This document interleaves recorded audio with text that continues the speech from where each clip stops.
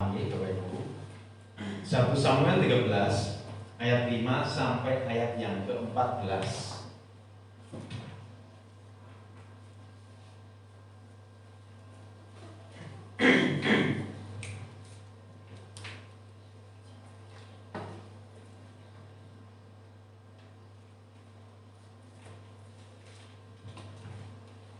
Satu Samuel 13 ayat 5 sampai ayat yang ke-14. Sudah ketemu ya? Kita baca bergantian. Adapun orang Filistin telah berkumpul untuk berperang melawan orang Israel dengan 3.000 kereta, 6.000 orang pasukan berkuda, dan pasukan berjalan kaki sebanyak pasir di tepi laut. Mereka bergerak maju dan berkemah di Mikmas di sebelah timur Bet Awen.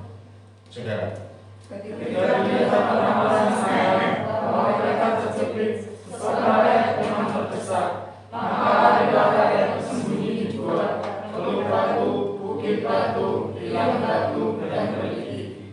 Malah ada orang Ibrani yang menyeberangi arungan sungai Yordan menuju arah Gad dan Gilead, sedang Saul masih di Gilgal dan seluruh rakyat mengikutinya dengan gemetar. Ia menunggu tujuannya sampai waktu yang ditentukan Samuel. Tetapi ketika Samuel tidak datang ke Gilgal, mulailah rakyat itu berserah-serah meninggalkan dia. Sebab itu Saul berkata, bawalah kepadaku korban bakaran dan korban keselamatan itu. Lalu ia mempersembahkan korban bakaran. Baru saja ia harus mempersembahkan korban bakaran, maka tampaklah Samuel datang. Saul pergi menyongsongnya untuk menyerahkan kepadanya. Tetapi kata Samuel, apa yang telah kau perbuat? Jawab Saul, karena aku melihat rakyat itu berserak-serak meninggalkan aku, dan kau tidak datang pada waktu yang telah ditentukan. Padahal orang Filistin telah berkumpul di Mikmas. Maka pikirku, sebentar lagi orang Filistin akan menyerang aku di Gilgal. Padahal aku belum memohon atas dasar Tuhan. Sebab itu aku memberanikan diri, lalu mempersembahkan korban bakaran. Kata Samuel kepada Saul, perbuatanmu itu bodoh. Engkau tidak mengikuti perintah Tuhan Allahmu yang diperintahkannya kepadamu. Sebab dia sedianya Tuhan mengokohkan kerajaanmu atas orang Israel untuk selama-lamanya. Tetapi sekarang adalah kenyataan betapa Tuhan telah memilih seorang yang berkenan dengan dia, dan Tuhan telah menunjuk dia menjadi raja atas umatnya, karena engkau tidak mengikuti apa yang diberitakan Tuhan kepadamu.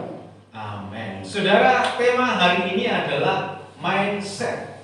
Mindset itu adalah cara pikir. Nah, setelah kita belajar bagaimana latar belakang kejadian ini. Saul dan kerajaan Israel baru saja mengalahkan bangsa-bangsa. Bahkan sebagian bangsa Filistin pun telah dikalahkan, saudaraku ya. Jadi dalam peperangan itu Saul dan Yonatan dan semua prajuritnya itu telah mengalahkan bangsa-bangsa. Kemenangan telah diberikan, saudaraku. Tetapi pada waktu itu orang Filistin mau balas dendam. Mereka mau menyerang kembali orang-orang Israel pada waktu itu, sehingga mengerahkan seluruh pasukannya, membuat orang-orang Israel itu ketakutan, lari-lari terbiri-biri dan semuanya sembunyi. Sampai dikatakan sembunyinya jadi perigi dan di gua-gua dan lain sebagainya. Bahkan si Saul juga pada waktu itu dia berada di Gilgal untuk menunggu Samuel. Saudara, mari perhatikan hal ini. Mindset Saul ini adalah orang-orang sebenarnya orang yang luar biasa, mengalami kemenangan pada waktu itu. Tetapi ketika diserang mereka terpepet, terpojok, mereka ketakutan. Nah, kita belajar apa yang terjadi dengan dia, latar belakang seperti apa. Nah, kita belajar apa yang terjadi, saudara dia. Apa yang menyebabkan Saul melakukan kesalahan? Kesalahannya di mana sih, saudara? Sebelum kita melangkah ke sana, apa yang menyebabkan Saul melakukan kesalahan? Kesalahan dia adalah memberikan kurban bakaran kepada Tuhan. Yang seharusnya memberikan persembahan itu adalah seorang imam ataupun nabi yang diutus Tuhan. Tetapi Saul pada waktu itu bukan nabinya Tuhan. Dia adalah raja Israel yang tugasnya memimpin bangsa. Berbeda, saudaraku ya, seorang nabi dan seorang raja dan seorang imam itu berbeda tugasnya. Mari perhatikan hal ini. Dan pada waktu itu apa yang dipersembahkan sesuatu hal yang aneh, sehingga Tuhan murka. Saudaraku, apa yang menjadi tanggung jawabnya Samuel diambil alih. Apa yang tanggung jawabnya orang lain diambil alih semuanya, sehingga dia menjadi sebuah kesalahan besar pada waktu itu. sehingga murka, sehingga Samuel berkata kepada dia bahwa kerajaan tidak akan kokoh. Tuhan telah memilih orang yang lebih tepat daripada engkau. Karena apa? Kesalahan, tanggung jawab yang bukan tanggung jawabnya diambil alih. Sehingga saudaraku, ingatlah baik-baik, belajar dari kesalahan kecilnya si Saul ini. Jika bukan tanggung jawab kita, jangan dilakukan. Karena apa? Fatal kayak Saul. Nah, saya akan bagikan hanya 2 bagian hari ini. Kenapa? Apa yang menyebabkan Saul melakukan kesalahan? Yang pertama, saudaraku ya, mindset yang salah. Mari perhatikan hal ini. Dari beberapa sumber saya mendapatkan ini. Cara pikir itu, mindset itu terbentuk dari yang pertama, informasi yang diterima. Cara pikirnya. Berarti apa yang kita dapat itu dari info-info dari apa yang kita miliki itu, saudara ya. Itu dari terbentuk mindset, terbentuk cara pikir. Yang kedua, pengalaman masa lalu. Cara pikir kita terbentuk terkadang dengan masa lalu kita, pengalaman pahit, pengalaman buruk, pengalaman baik, pengalaman sukacita dan luar biasa, itu membentuk cara pikir kita. Yang ketiga, mindset terbentuk lingkungan sekitar. Jadi lingkungan sekitar kita, kalau kita di Kendal Samirono, biasanya mindsetnya tuh hampir sama. Cara pikirnya hampir seperti ya. Memang tidak semuanya, tetapi terbentuk karena pengaruh lingkungan seperti itu. Nah, saudaraku, mindset Saul, saudara ya, itu terbentuk karena pengalamannya dan juga informasi yang dia terima. Mindsetnya Saul itu terbentuk karena apa? Karena informasi yang dia terima bahwa Israel memang dikatakan dia kalah, terpojok dan sebagainya, tetapi dia tidak pernah terpikir bahwa saya bisa menang. Saya bisa melakukan kemenangan, padahal bahasa kemarin saya sudah menang dengan Filistin. Hari ini pun saya bisa menang dengan dia. Mari perhatikan ini. Dia menjadi kalah pada waktu itu melakukan kesalahan. Karena apa? Karena mindsetnya dengan informasi yang salah dan lingkungan yang salah pada waktu itu terbentuk sehingga cara pikirnya, waduh, kalah ini aku. Aku sudah ditinggalkan bangsa-bangsa, aku sudah ditinggalkan dengan para orang-orang Israel seperti ini. Waduh, aku nanti gimana ya ditinggalkan mereka? Mindsetnya keliru, saudaraku ya. Dia memiliki mindset yang salah. Kenapa bisa seperti itu? Karena informannya salah, karena intelnya salah, binnya salah, saudaraku ya.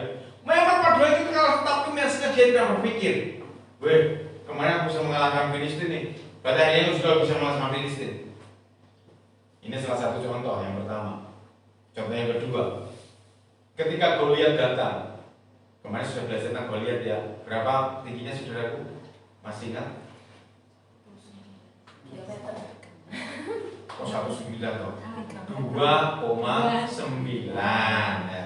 Berarti hampir 3 meter kurang 10. Nah, mindsetnya sudah salah lagi. Itu menghadapi Goliat. Langsung, wah raksasa, wah kalah aku, wah satu kapal masuk kalah seperti itu saudaraku. Itu yang terjadi. Mindsetnya keliru pada waktu itu, saudaraku ya. Dia harusnya berkata, wah kemarin aku sudah bisa mengalahkan Filistin, hari ini pun aku bisa mengalahkan Filistin. Sekalipun sampai hari ini Filistin sama Israel tidak pernah akur, saudaraku ya. Perang terus berputar kekuasaan saudaraku. Mari belajar hari ini. Mindset Saul itu salah. Karena apa? Karena informasi yang diterima salah, menyebabkan dia mindsetnya salah. Informasi yang diterima selalu salah, membuat dia salah. Semalam saya share dengan beberapa anak-anak muda. Banyak yang ketakutan untuk divaksin, saudaraku. Wah, kok divaksin apa-apa? Anggur yang suntik gedine koyo ngono kae, dipenjara apa-apa. Seperti itu. Yang sudah vaksin siapa? OT ya, kami sudah 60 tahun di atas. Suntikannya gede betul. Biasa Pak. Malah lebih cilik toh. Oh, saya sudah divaksin pertama sebelum OT saya sudah divaksin pertama sebagai perwakilan tokoh agama saudara. Saya bilang, saya ngomong suntikannya gede sopo seperti itu. Jadi ngomong Pak, suntikannya gede tenan. Wah, aku selawani seperti itu. Saya bilang, loh aku divaksin pertama suntikannya cilik kok seperti itu. Mungkin suntikan pitik yang menurut saya. Kenapa? Karena dengan suntikan orang yang suka biasa lebih besar yang suntikan seperti itu. Mereka sudah ketakutan karena apa? Informasi kata Jarini tadi dulu ya.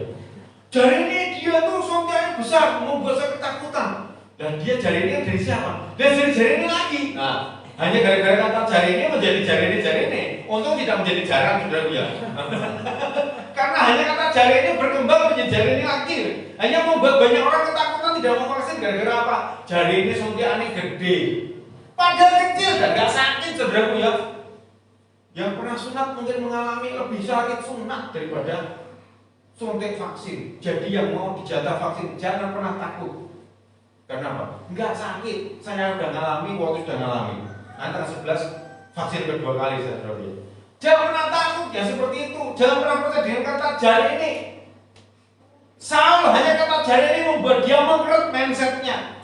Jangan sampai saudara dan saya menjadi hanya kata jari ini orang lain sehingga mindset kita mengkerut, gak berani bertempur ke depan.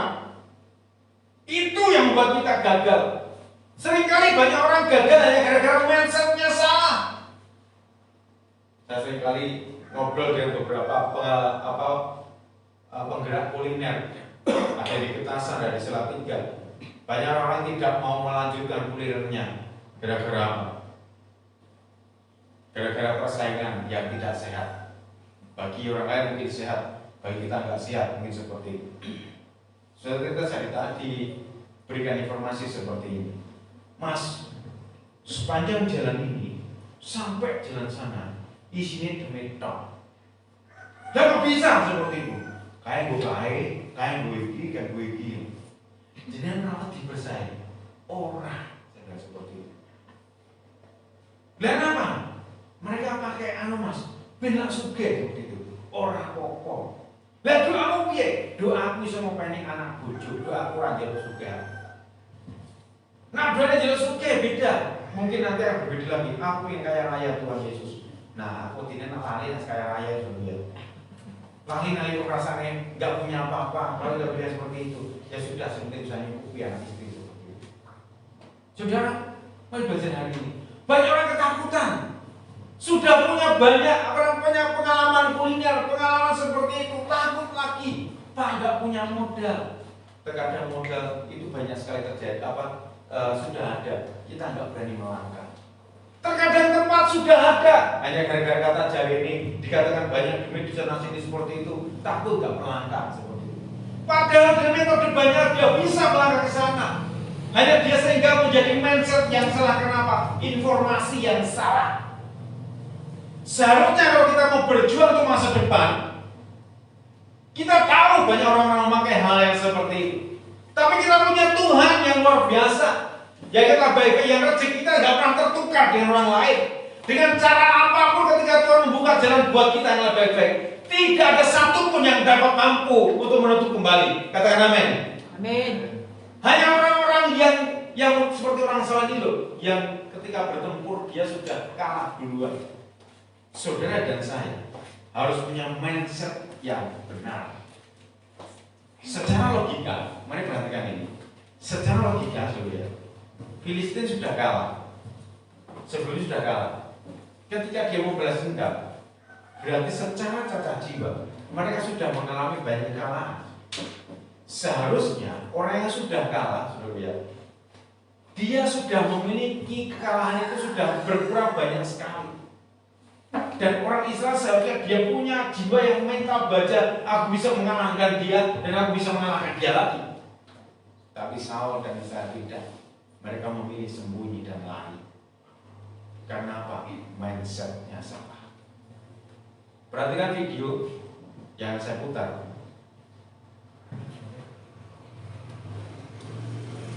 Mungkin anak-anak sulami ibu atau anak-anak yang kita semua sudah kenal dengan lagu ini. Nanti perhatikan sayangnya.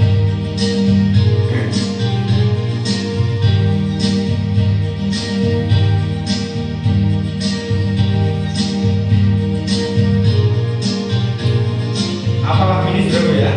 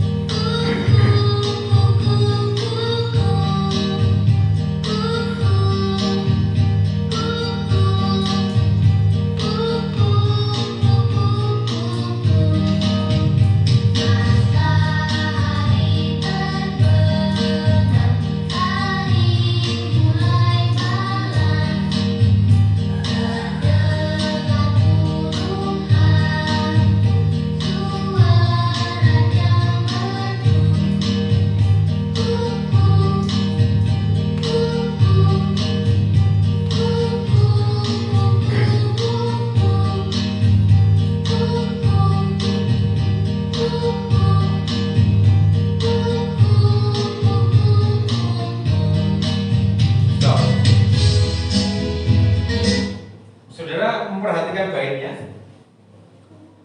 Perhatikan ya, bahkan sudah hafal dengan lagu ini ya. Lagu waktu saya masih kecil ini sudah ada. Dan sampai saya mencari ini penciptanya siapa sih? Ya, karena nggak ada, tidak ditemukan penciptanya siapa seperti itu. Saudaraku, perhatikan baik-baik. Burung hantu ngerti ya? Tahu kan? Nah Jawa jadi mana kok?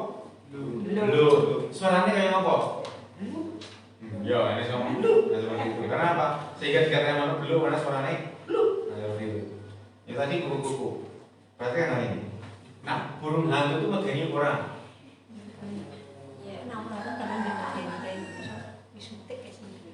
Medeni, mergawa. Rupanya kayak orang lain. Sehingga dia dianggap burung hantu.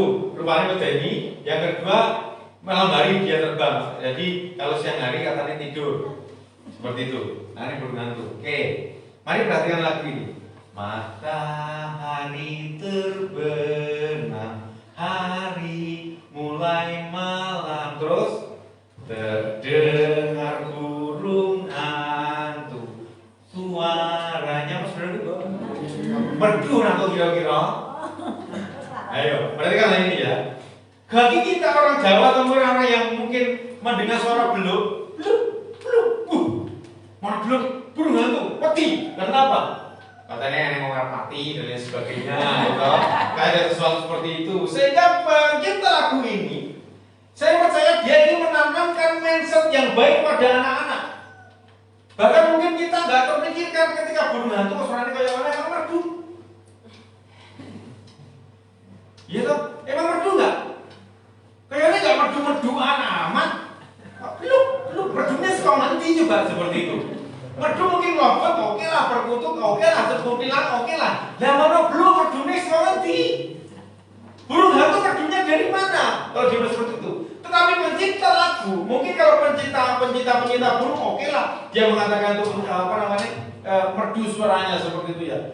Tetapi bagi pencipta lagu ini, saya percaya dia ingin menanamkan mindset yang baik kepada pendengar, bukan hanya anak-anak, tetapi orang tua juga, supaya burung hantu tidak menakutkan.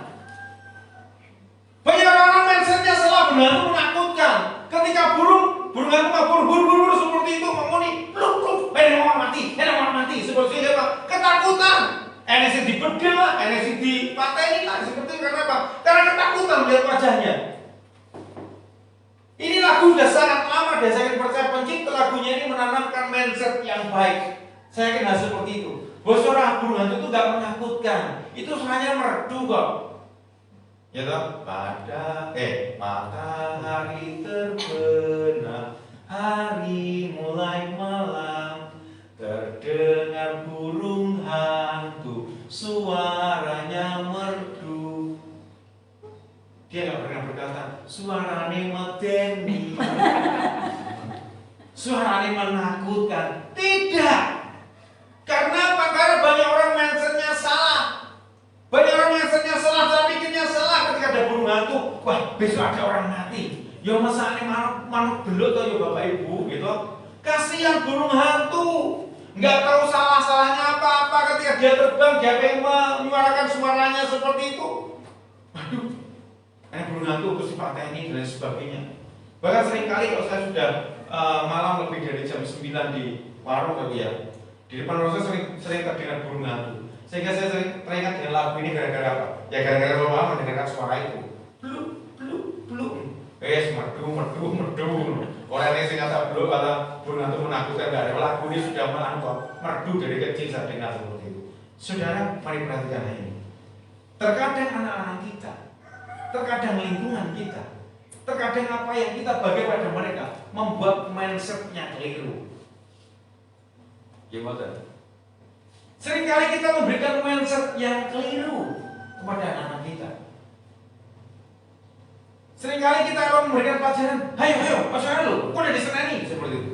Salah satu contoh, saya pernah marah-marah pada salah seorang mentor PPA. Gara-gara ketika ada seseorang anak yang mulai rawung, aktifnya rawung seperti itu. Ketika saya lewat, langsung dituju pada saya. Mana? Saya Pak Daniel galak seperti itu. Padahal saya kan lewat.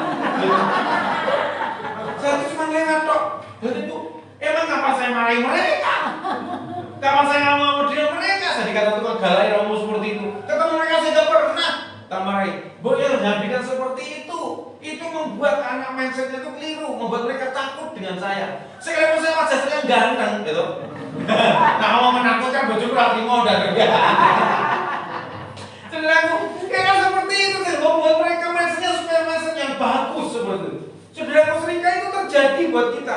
Saya contoh lagi seperti itu ya. Ketika kita mau berjalan, banyak anak-anak kecil ketakutan melihat polisi.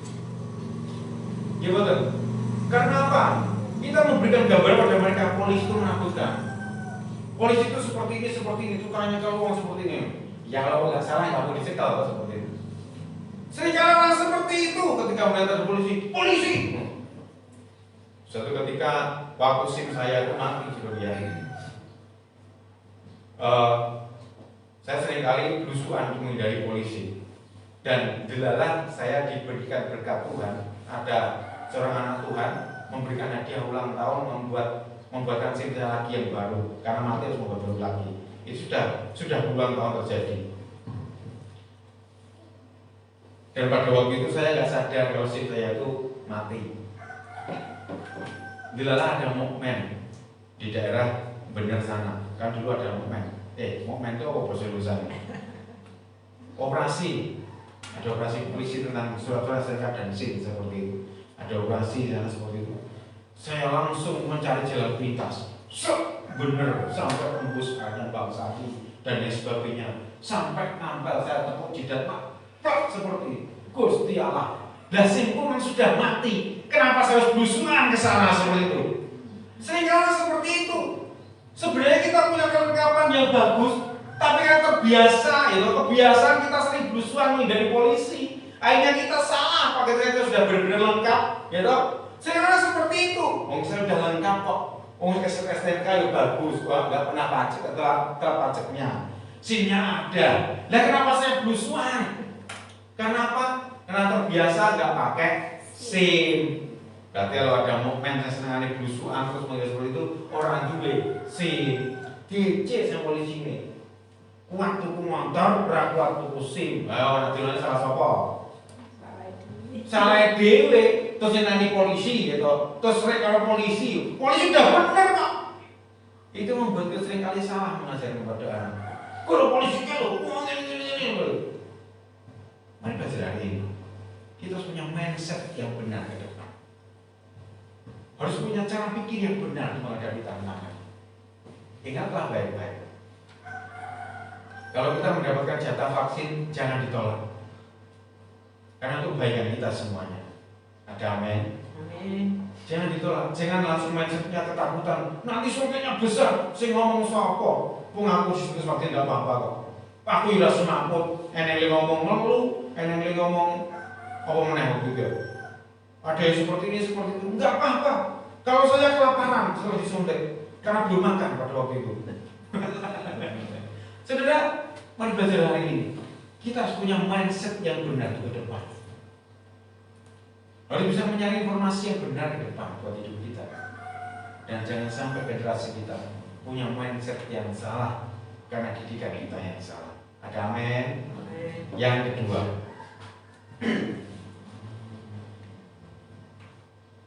ketakutan menguasai hidupnya. Saudara, salah satu mindset tadi apa saudara penyebabnya? Pengalaman masa lalu membuat cara pikirnya itu terbentuk gara-gara pengalaman masa lalu. Pola pikir kita kalau kita mengalami masa lalu trauma dan lain sebagainya karena apa? Mungkin karena pengalaman masa lalunya itu buruk. Tetapi jika masa lalunya baik, mindsetnya juga akan baik seperti itu. Saudaraku, pada waktu tahun 60-an itu terjadi namanya Gestop atau gerakan apa saya lupa namanya itu. Pokoknya kalau di orang Jawa kan Gestop dan sebagainya. Sampai tahun 90-an anak keturunan Gestop itu selalu dihindari oleh banyak orang. Gimana? Selalu dihindari oleh banyak orang gara-gara apa? Padahal dia nggak tahu salahnya bapaknya, neneknya, kakeknya nggak pernah tahu salahnya seperti apa. Yang dia tahu dia dilahirkan dari keluarga yang mungkin tersangkut dengan hal yang tidak baik tentang politik di Indonesia. Tetapi anak-anaknya kena sehingga dihindari oleh banyak orang, oleh pemerintah dan lain sebagainya. Karena apa? Karena masa lalu yang buruk oleh orang tua, oleh nenek, oleh kakek seperti itu. Itu terjadi pada waktu itu. Dihindari, karena pegawai negeri pun nggak bisa pada waktu itu. Bersyukur jika hari ini sudah bisa, sudah dihapuskan yang seperti itu. Stigma sudah dibaguskan oleh pemerintah. Pada waktu itu nggak bisa karena apa? Masalahnya begitu buruk. Ada pengkhianatan pada bangsa dan sebagainya. Saudaraku, mari belajar hari ini. Dan anak-anak didik, anak-anak yang sudah dilahirkan seperti itu, mindsetnya menjadi dia akan underestimate pada pemerintah dan sebagainya. Kenapa? Karena perlakuan pada masa lalu seperti itu. Perlakuan pada masa lalu yang membuat dia menjadi seperti itu. Itu yang terjadi. Jika saudara yang mendidik anak didik kita ke depan dengan lebih baik lagi, kita harus menanamkan sesuatu mindset yang baik ke depan. Kita ajarkan pada mereka bahwa ke depan itu memang ada tantangan, tetapi kita tahu bahwa kita mampu melewatinya bersama dengan Tuhan Yesus yang kita sembah. Katakan amin. Seringkali banyak orang tidak pernah mengajarkan itu. Selalu diajarkan seperti ini. Tahun depan bisa rayu. Tahun depan tanggungan kita terlalu banyak lagi. Tambah banyak lagi, tambah banyak lagi. Sehingga nanti kita, anak-anak kita berkata, ya tahun depan kalau ini yo ngono kae lah. Cuma aku ngono terserah imangan orang iso yo terserah yo seperti itu. Banyak orang yang seperti itu terjadi karena apa? Karena penanamannya yang tidak baik. Mari belajar hari ini. Ketika kita membutuhkan banyak dan yang sangat besar buat gereja kita, mesenya langsung berubah. Wah, zaman pandemi butuh tambah meneh, malah gereja bangun janjiman barang seperti itu. Karena apa? Karena mindsetnya sudah di-setel. Wah, kurang meneh. Tetapi mindsetnya kita harus rubah seperti ini. Bahwa kita harus berhasil ke sana. Dengan mampu kita harus berhasil ke sana. Kita harus berhasil ke sana. Kita harus punya cara pikir dulu yang benar untuk ke depan, untuk melangkah ke depan. Baru kita bisa melangkah ke depan dengan berani. Kalau mindset kita, pengalaman masa lalu kita membuat kita ketakutan, hari ini rubah. Supaya pengalaman saudara ke depan itu lebih baik lagi. Kita kenal. Mari perhatikan Saul. Pengalaman masa lalu sehingga membuat Saul hidup dalam ketakutan. Hidupnya dalam ketakutan. Perhatikan, pemilihan raja pada waktu itu terpilih dari keluarga Saul, dan Saul terpilih menjadi raja. Apa yang dilakukan Saul? Masih ingat? Apa yang dilakukan Saul? Tak tuliskan di sana juga. Ketika dia terpilih jadi raja, Samuel dan orang harus mencari dia. Dia sembunyi. Garis bawahi, takut. Karena apa? Karena dianggap sukunya kecil, sukunya nggak bisa apa-apa, lingkungan mempengaruhi dia, sehingga dianggap kecil seperti itu, dia takut.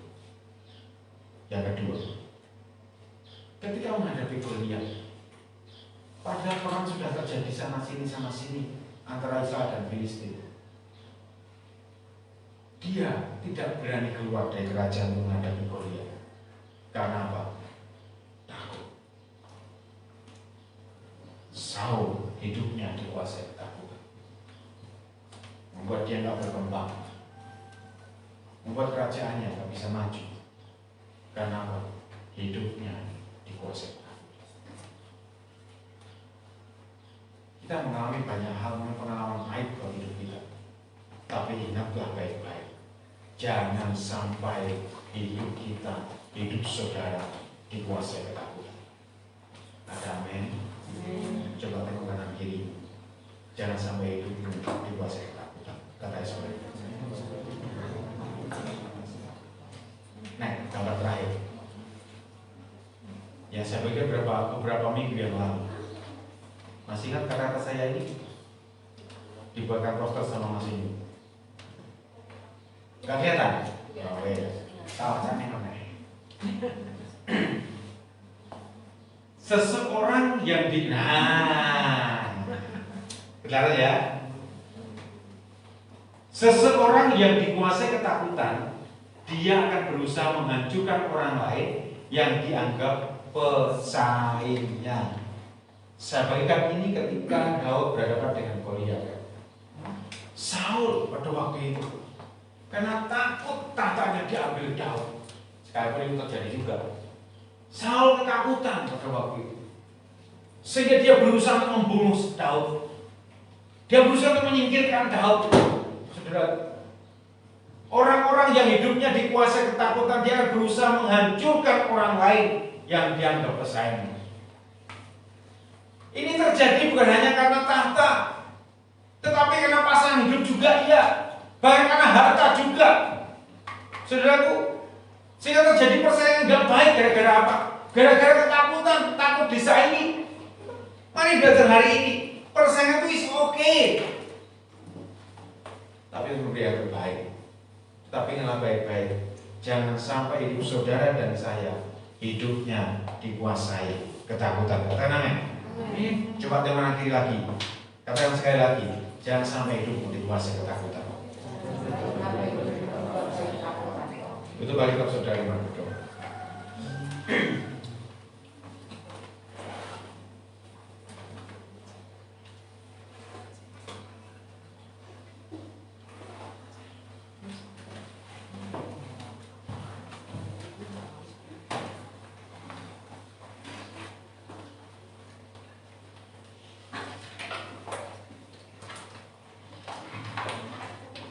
Tuhan menolong.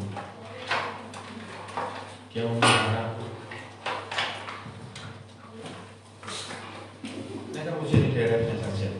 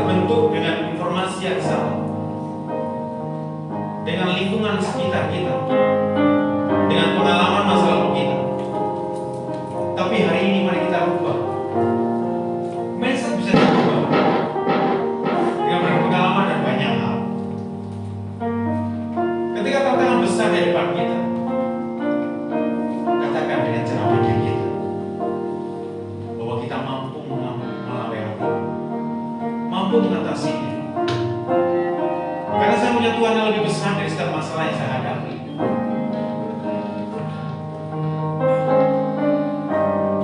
Kita harus punya hal seperti ini.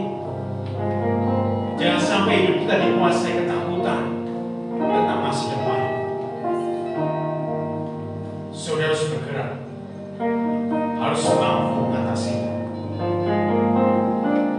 Karena dengan iman kita bersama dengan Tuhan Yesus, kita mampu mengatasinya.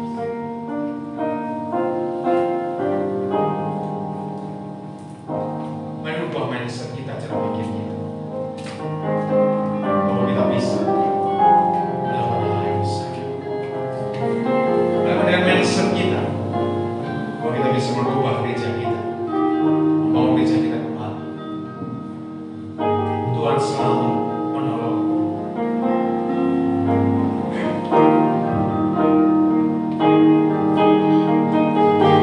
Tuhan selalu menolong.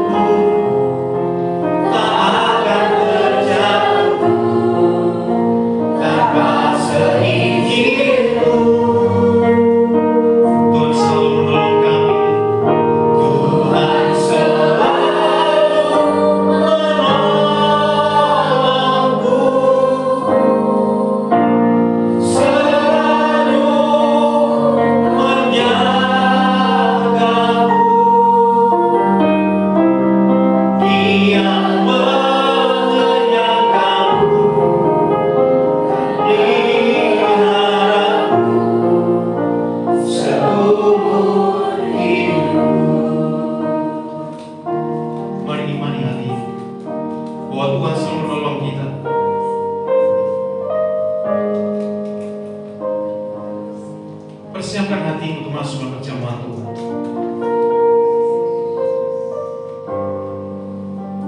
Tuhan selalu menolong kita. Tuhan selalu menjaga kita. Bahkan Dia angkat kita dari segala dosa-dosa kita. Bahkan Dia berikan pengampunan buat kita semuanya. Dan hari ini ketika kau mengambil roti dan cawan yang melambangkan tubuh dan darah Kristus, engkau telah bersaksi bahwa Yesuslah Tuhan yang menolong engkau.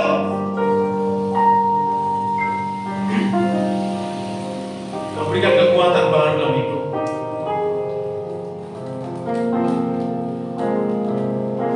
Mari makan roti yang melambangkan tubuh Kristus. Sebab pada malam waktu yang diserahkan, yang mengambil roti, mengangkat, mencah-mecahkannya dan berkata, inilah tubuhku, ambillah, makanlah, yang menjadi peringatan akan aku. Mari kita terima demi nama Yesus.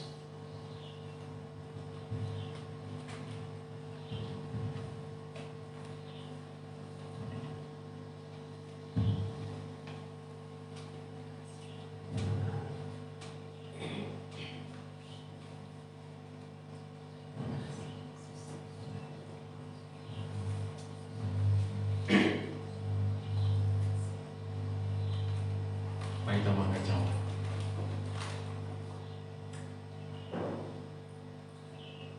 Demikian juga yang mengambil cawan dan berkata, inilah darahku yang dimeteraikan bagi kamu. Ambillah, minumlah. Inilah menjadi peringatan akan aku. Mari kita terima demi nama Yesus.